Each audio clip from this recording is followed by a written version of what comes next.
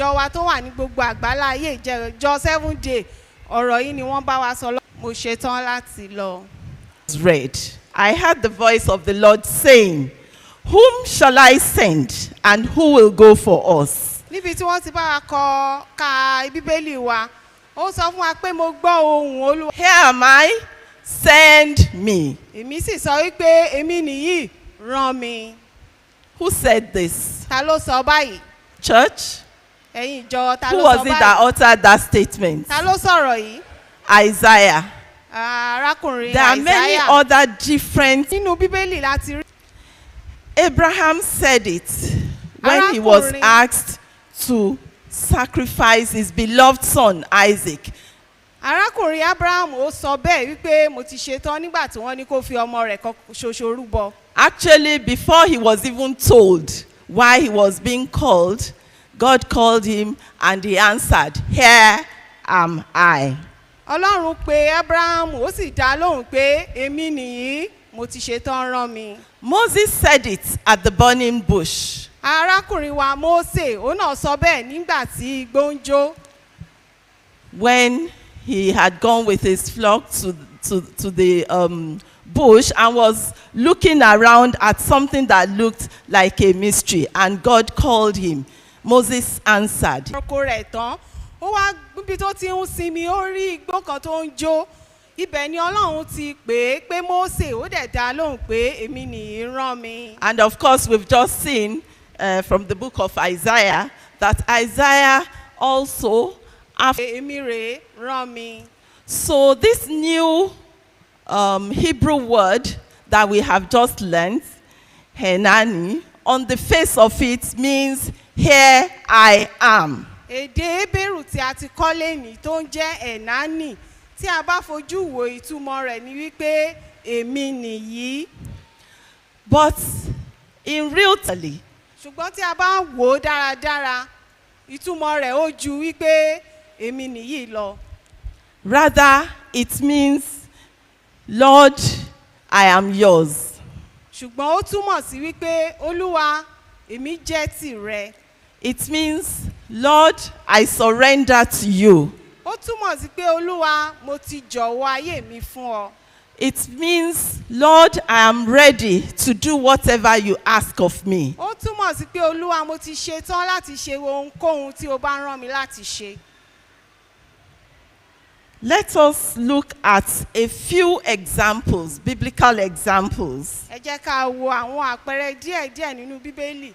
Of how different people have responded to God when He called them. Bí àwọn ènìyàn inú Bíbélì lóríṣiríṣi bí wọ́n ti ṣe dá Ọlọ́run lóhùn nígbà tí ó pè wọ́n. Ti Jónà bí? In Jonah chapter 1 verse 2, God called Jonah and sent him on an errand. Nínú ìwé Jónà orí kejì, Ọlọ́run rán Jónà ní iṣẹ́. He asked him to go to where? Nineveh. Ó ní kí ó lọ sí inú ìlú Nénéfè. Arise, go to Nineveh, that great city, and cry out against it, for their wickedness has come up before me. That was the instruction of God to Jonah. Jonah wípé dìde kí ó lọ sí ìlú inú. Kí ni Jonah wá dáhùn? Church, what was Jonah's response to this Jonah call? sọ fún Ọlọ́run? What is my response? What is your response Kí ni when God ìdáhùn calls mi? you Kí for ni certain ìdáhùn rẹ assignments? Nígbà tí Ọlọ́run bá pè ọ́ fún iṣẹ́ kan. There are some assignments we are happy to take, we are quick to take. All of us, including me. Àwọn ìránṣẹ́ mi wà tó jẹ́ wípé kíákíá la máa gbéra láti ṣe iṣẹ́ náà. There are others that you begin to wonder, what? Ìmí wà tó yẹ wípé a máa wò pé ṣé mi lè ṣe iṣẹ́ yìí ṣá? In the case of Jonah, Tí a bá wo if you ìtàn read Jonah, that chapter 1 very well, you Tí a find bá that ka- he didn't even give any response. tí a bá ka inú ìwé Jónà orí kìíní yìí, a máa rí i pé Jónà ò tiẹ̀ fún Ọlọ́run ní ìdáhùn, ó dá a lóhùn wípé òun ti ṣetán ni. He did not answer. He did not give any, at least he did not give an oral response. Ó ní kò fi ẹnu dá a lóhùn. but his action gave the response. ṣùgbọ́n ìṣesí rẹ̀ ó fún ọlọ́run ní èsì. We are all familiar with the story. Gbogbo ìtàn yìí la mọ̀ dáradára. We are told that in verse 3 that Jonah rose up to flee to Tarshish, which was the opposite direction of where God sent him to. Àwa rí nínú orí kejì wípé Jónà ó gbéra ó dẹ̀ lọ sí ìlú Táṣíṣì, èyí tó jẹ́ wípé ọ̀tọ̀ ibi tó yẹ kó lọ kọ́ ni ó lọ yìí. We are told he was fleeing from the presence of God. Ó ń sá lọ kúrò níwájú Ọlọ́run ni. He got to Joppa. He found a ship going to Tarshish. He paid the fare.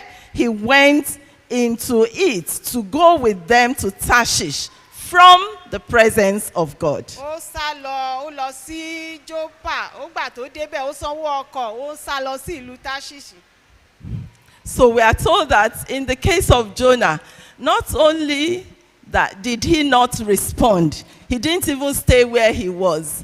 He took steps to go in the opposite direction, to do the opposite of what God asked him to do. Arákùnrin Jónà yìí, ìdàkejì nǹkan tí Ọlọ́run ní kó ṣe, òun ni ó lọ ṣe. Ibi tí wọ́n ní kó lọ, ìdàkejì ibẹ̀ náà ló lọ. It's easy for us to condemn Jonah. Ó rọ̀ wá lọ́rùn láti sọ pé Jónà ò ṣe dáradára tó. But this is not so much about Jonah, it's about you and I. Ṣùgbọ́n ọ̀rọ̀ tèmi yìí kìí ṣe nípa Jónà o, ṣùgbọ́n nípa ti tèmi àti ti rẹ̀ náà ni. When you feel God's nudge, God's call, Nígbà tí a bá gbọ́ ìpè Ọlọ́run ní ọkàn wa, you are somewhere and you are in a position to speak up for some or who is unable to speak, what do you do? nígbà tí a bá wà ní ipò tó yẹ kí a ti gba ẹnu Ọlọ́run sọ̀rọ̀ fún ọmọnìkejì wa, ǹjẹ́ àwa ń sọ nǹkan tó yẹ ká sọ bí?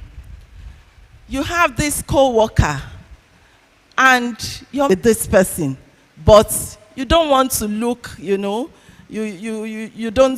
want to look like, you are the one who knows it all, who knows it all, or who is better, and as the young people will say, they don't. And then he continued to preach. Ó wá sọ fún yín pé mú ọkọ̀ rẹ lọ sí orí omi,